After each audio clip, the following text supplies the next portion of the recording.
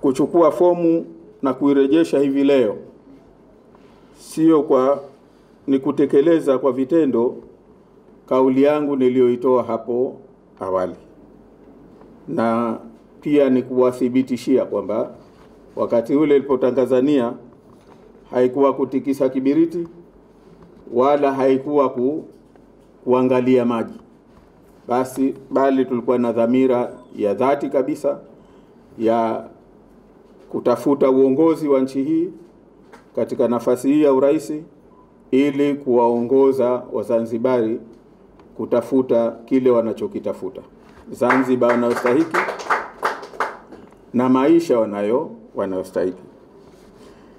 Nikiri kwamba tokea niliposimama mbele yenu mwanzoni mwa mwaka huu kuwatangazia azma hii hadi sasa ninapozungumza, hakuna mengi yaliyobadilika kuhusiana na mfumo wetu wa uchaguzi. Kwa hakika mazingira ya uchaguzi ni yale yale yaliyopelekea uchafuzi na maafa ya mwaka 2020, na watawala wamezidi kila siku kuyajenga kwamba yaendelee kwa yale yale. Watu waliochafua uchaguzi huo ndio wale waliopo sasa.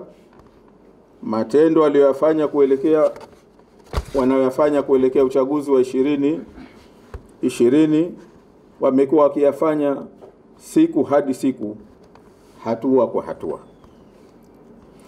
Dhamira yao bila shaka ni kuyarejesha yale yaliyotokea 2020, na dhamira hiyo ipo wazi kwenye matendo yao, ingawa kwenye midomo yao hamkauki maneno ya kuhubiri amani.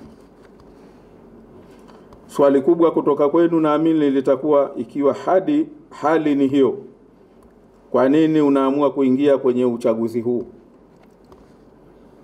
Kwanza nitangulie kushukuru kauli ambayo ameitoa hapa kiongozi wa chama kwamba uchaguzi si suala la vyama.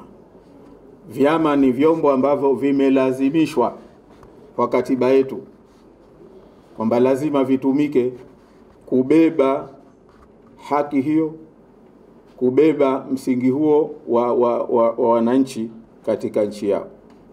Kwa hiyo bado inabaki kwamba vyama ndiyo njia pekee iliyowekwa na katiba yetu. Najua nyote hakuna mgombea binafsi, tofauti na matakwa yenyewe ya katiba yanavyotaka kwamba hakuna sababu ya kumzuia mgombea binafsi.